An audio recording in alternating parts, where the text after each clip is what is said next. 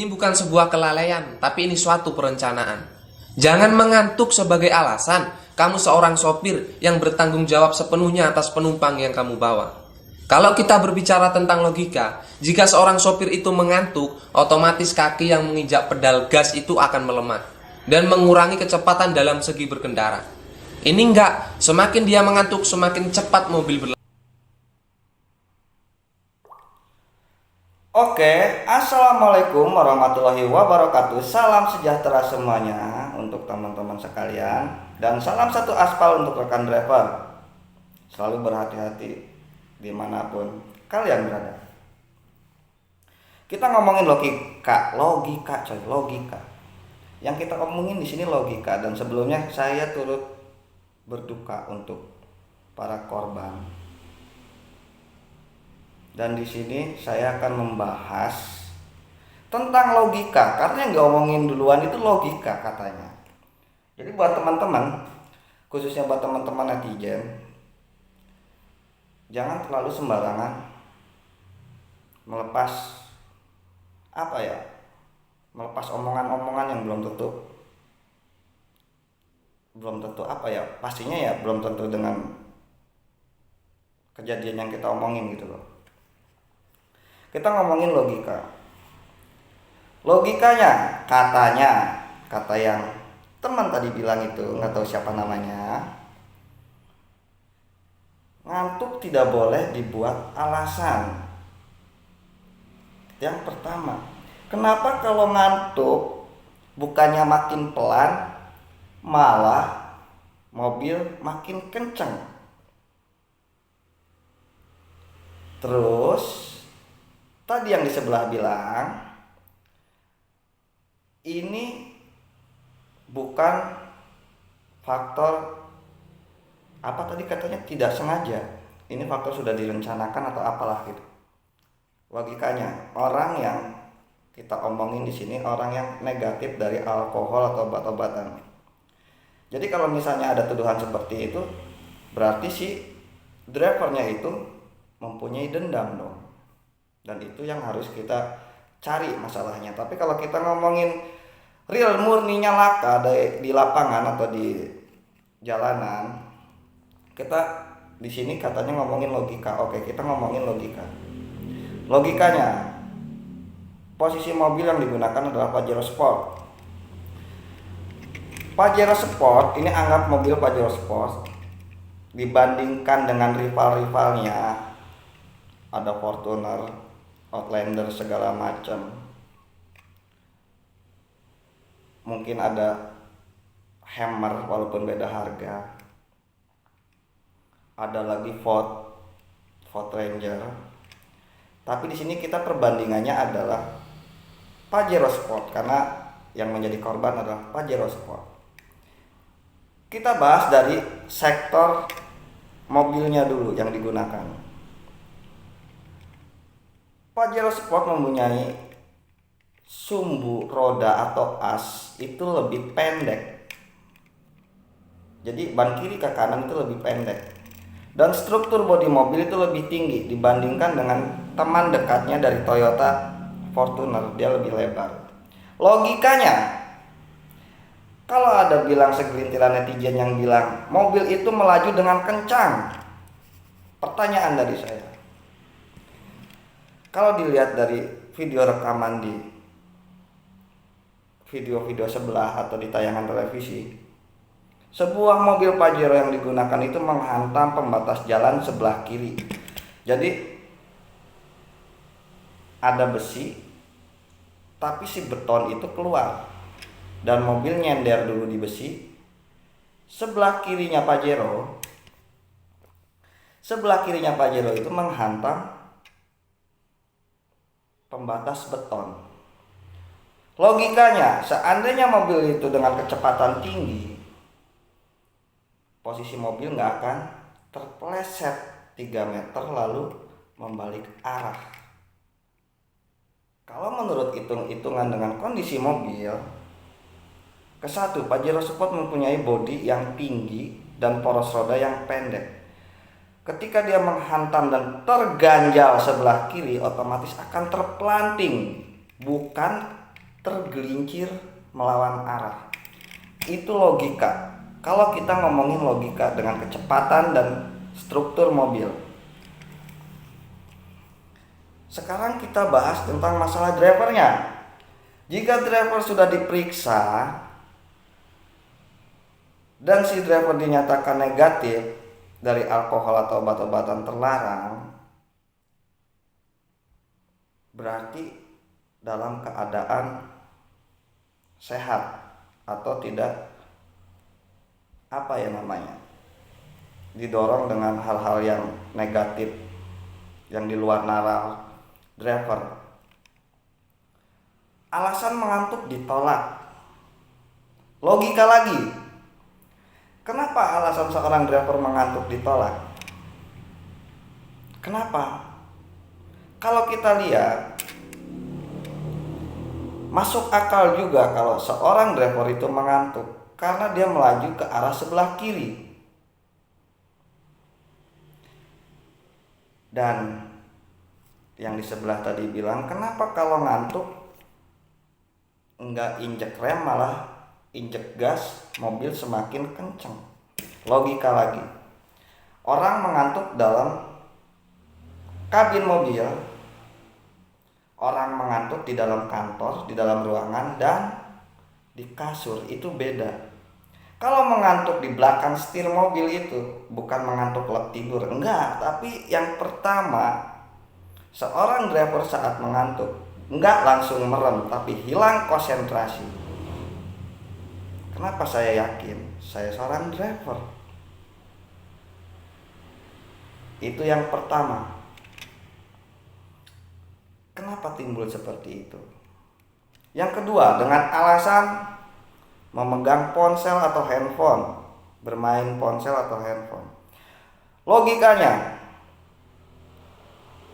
si driver menggunakan handphone di kilometer berapa dan laka di kilometer berapa. Terkecuali pegang handphone 1 kilo 2 kilometer ke depan dia laka. Ini bisa menjadi satu alasan. Tapi kalau selisihnya sampai 5 kilo ke atas atau 5 kilo lebih jauh, handphone nggak boleh dinyatakan sebagai alasan terjadinya laka.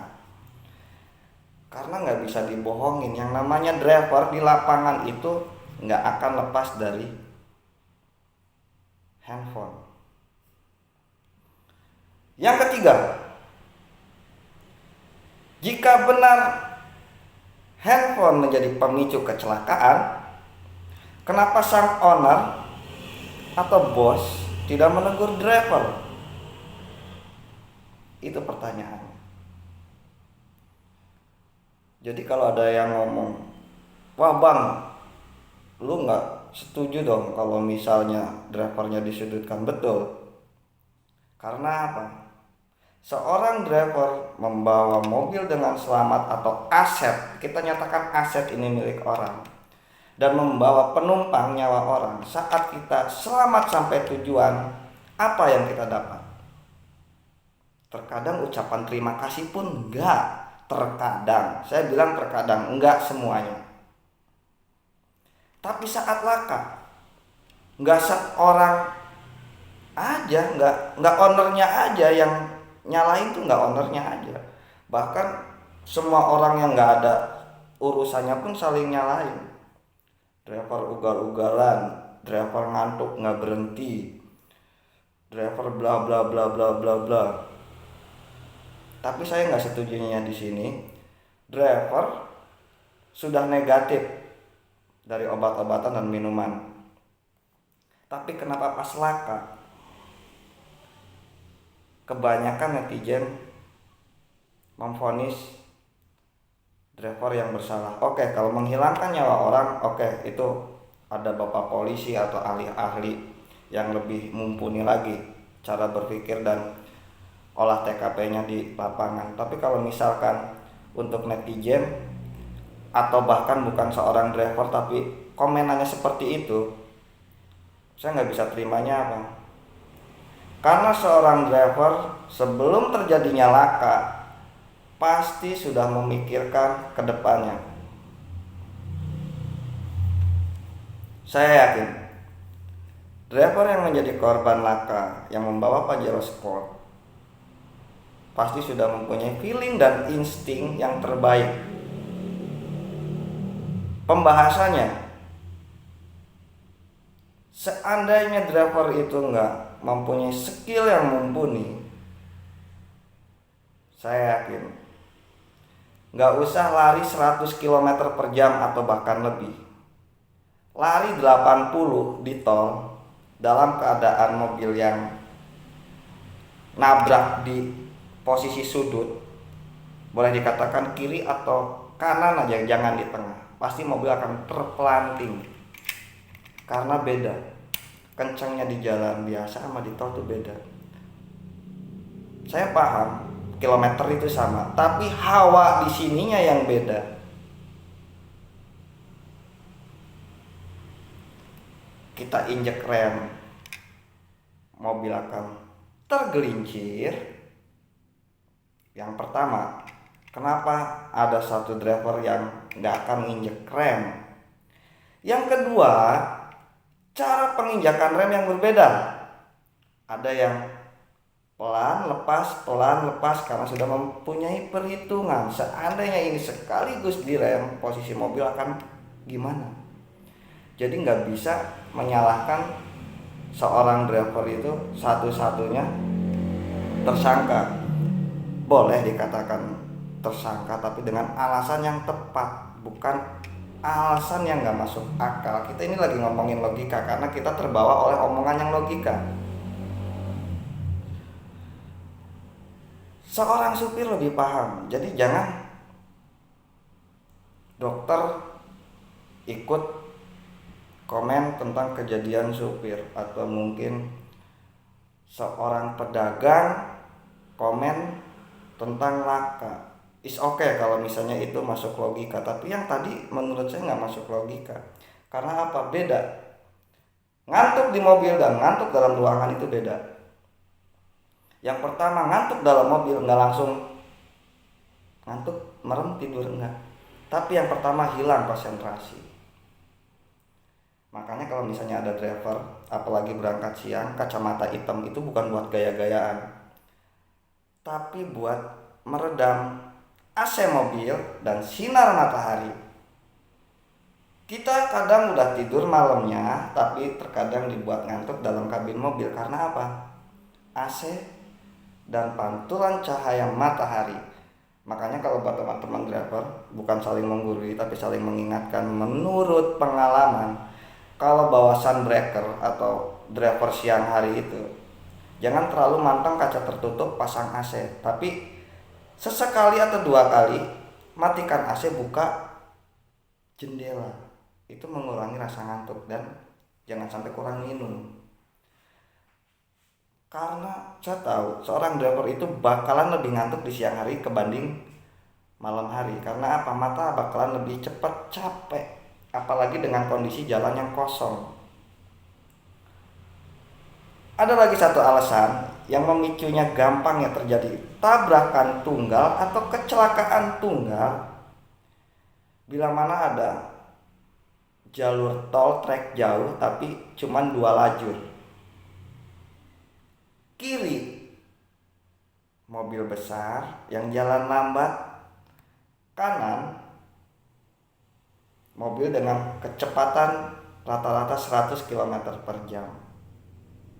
Jadi memang kalau kita ngomongin tol 2 jalur itu resikonya lebih tinggi teman-teman, ketimbang daripada tol dalam kota atau tol yang mungkin 3 lajur atau sampai 4 lajur. Jadi buat teman-teman di sini nggak usah saling menyalahkan, apalagi udah ketahuan drivernya itu negatif.